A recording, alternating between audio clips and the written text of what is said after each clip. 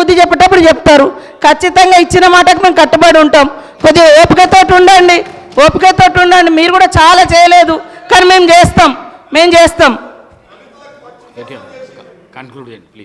Sir, మంత్రులు ఇట్లా disturb చేస్తే అధ్యక్ష ఓపికతో ఉండమంటున్నారు. ఓపిక ఉండాల్సింది మంత్రులకు, ట్రెజరీ బెంచెస్కి, మాకు కాదు అధ్యక్ష. ప్రజల తరపున అడగడమే మా ధర్మం. 100 రోజుల్లో చేస్తామని హామీలు ఎవరు ఇవ్వమన్నారు? 100 రోజుల గడువు ఎవరు పెట్టమన్నారు? మేము అడిగినామా, ప్రజలు అడిగినరా?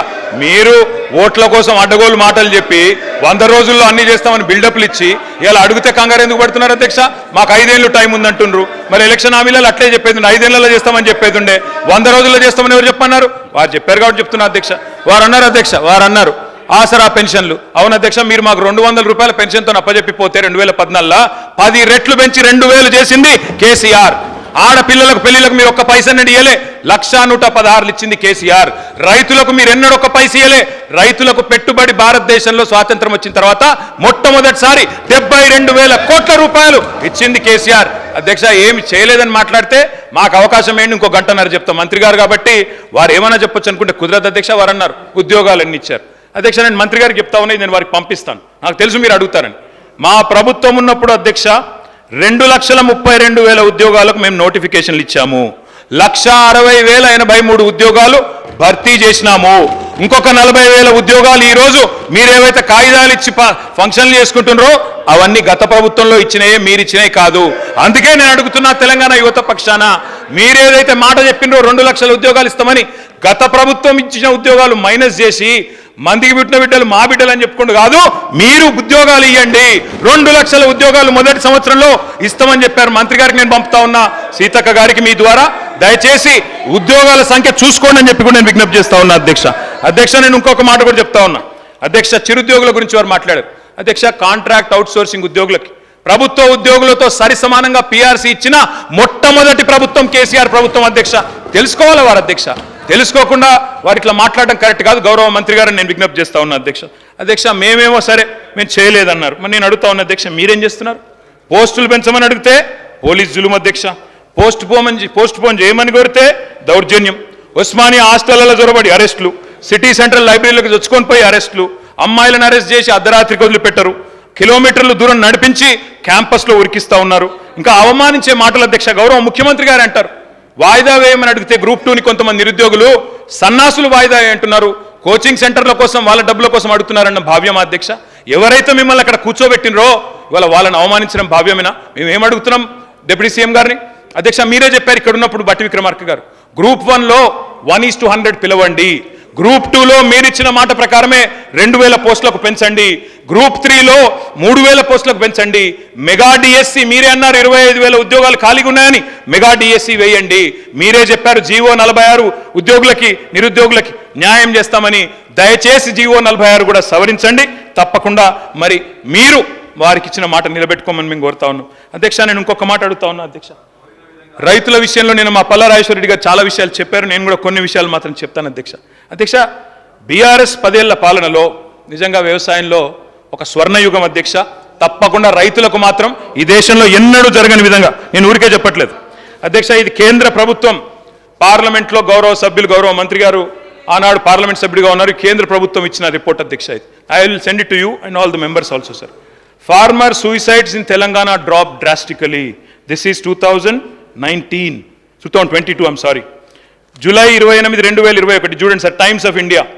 Telangana's farmer suicide rate dips, centre says lowest in the country. భారతదేశంలోనే అత్యల్పంగా రైతుల ఆత్మహత్యలు నమోదవుతున్న రాష్ట్రం ఏది? ఎందుకైంది అధ్యక్ష? ఎందుకు ఆత్మహత్యలు తగ్గినాయి? ఏ కారణం చేత తగ్గినాయి అధ్యక్ష? ఒకటే ఒక కారణం అధ్యక్ష, ఎందుకంటే కేసీఆర్ గారి ప్రభుత్వం వచ్చిన తర్వాత అధ్యక్ష మంత్రులు రన్నింగ్ కామెంటరీ చేయడం సబబు కాదు అధ్యక్ష.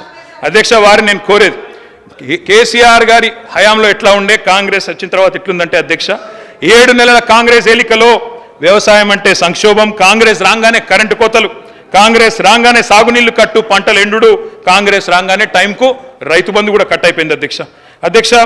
10 ఏళ్లు ఆగిన అన్నదాతల ఆత్మహత్యలు ఈరోజు మళ్ళీ తిరిగి ప్రారంభమైనాయి. నేను ఊరికే చెప్పట్లేదు సార్, నేను ఊరికే ఏదో మాట కోసం మాటగా చెప్పట్లేదు సార్, నేను రిపోర్ట్ కూడా తీసుకొని వచ్చిన సార్. నేను గౌరవనీయులైన డిప్యూటీ సీఎం గారు కూడా పంపుతా ఉన్నా. గతంలో ప్రతిపక్ష నాయకుడు మాట్లాడుతూ రైతులు ఆత్మహత్యలు చేసుకుంటున్నారంటే లిస్టు పంపండి, నేను చేస్తాను, వారికి న్యాయం చేస్తానని ముఖ్యమంత్రి గారు అన్నారు. సరే, ఇది లిస్టు. మొత్తంగా ఇప్పటి వరకు ఈ రాష్ట్రంలో కాంగ్రెస్ ప్రభుత్వం వచ్చిన తర్వాత నేను వారికి గౌరవనీయులైన ఉప ముఖ్యమంత్రి గారికి ప్రభుత్వానికి లిస్టు పంపుతా ఉన్నా. 388 మంది రైతులు ఆత్మహత్యలు చేసుకున్నారు. లిస్టు పేర్లతో సహా పంపుతున్నాను, ప్రభుత్వం చూసుకోవచ్చు, వారికి న్యాయం చేయాలని తమరి ద్వారా నేను కోరుతా ఉన్నా. అధ్యక్ష 10 ఏళ్ళు లేని సాగునీటి కష్టాలు ఎందుకు మొదలైనాయి అధ్యక్ష? రైతు చల్లగా ఉంటే పల్లె పచ్చగా ఉంటుంది. గ్రామీణ ఆర్థిక వ్యవస్థకు కేంద్ర బిందువు ఆయువు పట్టు అన్నదాత. ఇవాళ 47% మందికి మీరు చెప్పిన సోషియో ఎకనామిక్ అవుట్లుక్లోనే రైతులే ఈరోజు ఆలంబనగా ఉన్నారు. వాళ్ళ బతుకుదెరువు బాగుపడాలంటే పరిశ్రమలకు రాయితీ ఇచ్చినట్టే రైతులకు కూడా ఇన్పుట్ ఇవ్వాలి, రైతులకు కూడా రాయితీ ఇవ్వాలి కదా అధ్యక్ష. అందుకే రైతు బంధు తెచ్చినాం. దయచేసి దానిలో కూడా అపసవ్యపు మాటలు మాట్లాడి దాన్ని కూడా కొత్తబెట్టే ప్రయత్నం ఏదో చేస్తున్నారో అది కరెక్ట్ కాదు. ఉమ్మడి రాష్ట్రంలో కరెంటు లేక, సాగునీళ్లు లేక, బోర్లు వేసి బోర్ల పడి ఆనాడు పంటలు పండక, అప్పులు తీర్చలేక రైతులు ఆత్మహత్య చేసుకుంటేనే తెలంగాణ కోరినాం, అందరం కలిసే కోరినాం. తద్వారా అల్టిమేట్గా తెలంగాణ వచ్చింది. కానీ ఇవాళ మళ్ళొక్కసారి వ్యవసాయం సంక్షోభంలో మునిగే పరిస్థితి వచ్చింది. రైతు వెన్ను విరుగుతోంది, పల్లె కన్నీరు పెట్టే పరిస్థితి వచ్చింది. కళ్ళంలో ధాన్యం లేదు, కళ్ళల్లో ధైర్యం లేదు. చిన్న పెద్ద రైతు అనే తేడా లేకుండా 20-30 ఎకరాలున్న రైతులు కూడా బతుకుదెరువు కోసం పట్టణాలకు వలస వచ్చిన మాట వాస్తవం కాదా? ఇది గౌరవ ఉప ముఖ్యమంత్రి గారికి తెలీదా? ఆ పరిస్థితిలో వ్యవసాయాన్ని స్థిరీకరించాలని చెప్పి, రైతుకు భరోసా ఇవ్వాలని చెప్పి తెచ్చిన పథకమే రైతు బంధు పథకం అధ్యక్ష. 198% మీరిచ్చిన సోషియో ఎకనామిక్ అవుట్లుక్ ప్రకారమే 198% తెలంగాణలో ఈరోజు బక్క, చిన్న, సన్నకారు రైతులే ఉన్నారు. అందుకే చిన్న పెద్ద అనే తేడా లేకుండా ముందు వ్యవసాయ రంగం మొత్తం గాడిన పడాలన్న ఉద్దేశంతో ఒక నిర్ణయం తీసుకున్నాం. దరఖాస్తులు పెట్టకుండా speaker sir, I need at least another 1 hour please. ఎందుకంటే అధ్యక్ష, దీనికంటే ముఖ్యమైన సబ్జెక్టు రాష్ట్రం లేదు. మీరు గవర్నర్ దగ్గర పోదాం, మళ్ళీ వచ్చినాక నడపండి సార్. Will cooperate sir. అధ్యక్ష సార్, నేను గౌరవ సభ్యులను కోరుతా ఉన్నాను అధ్యక్ష. సరిగ్గా గంట అయింది వారు మాట్లాడబట్టి. ఈరోజు వారు అనేక అంశాల విషయంలో మాట్లాడారు, అన్ని విషయాలు కూడా మాట్లాడారు సార్. సత్యదూరమైనవి కూడా అన్ని చెప్పుకుంటూ వస్తూ ఉన్నారు. ఈరోజు మేము చెప్తా ఉన్నాం,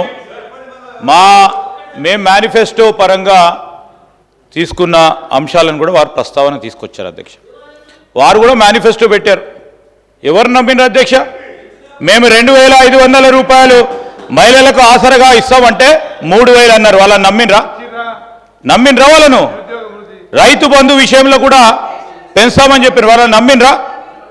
ఈరోజు దివ్యాంగులకు సంబంధించి కూడా మేము 6,000 అంటే 6,016 అన్నారు. ఒక్కసారి నమ్మినరు. మేము ఏ స్కీమ్కు సంబంధించి ఆ రోజు 2018లో కూడా మేనిఫెస్టోలో మేము 2,000 అంటే 2,500 అని అప్పుడు నమ్మిరు, మోసపోయినరు. మళ్ళీ ఈసారి కూడా మా మేనిఫెస్టోని చూసి మేము 2,500 అంటే 3,000 అన్నారు. మిమ్మల్ని నమ్మినరా? మార్పు తీసుకొచ్చేది కాంగ్రెస్ పార్టీ అనే నమ్మినరు. అందుకోసమే ప్రభుత్వంలో కూర్చోబెట్టారు. మా మేనిఫెస్టో చదివితే మీ మేనిఫెస్టో కూడా 2018లో, 2014లో, 2014లో సంబంధించి సామాజిక న్యాయం చేస్తాం, ఈ రాష్ట్రాన్ని దళితుల్ని ముఖ్యమంత్రిగా చేస్తామని చెప్పారు.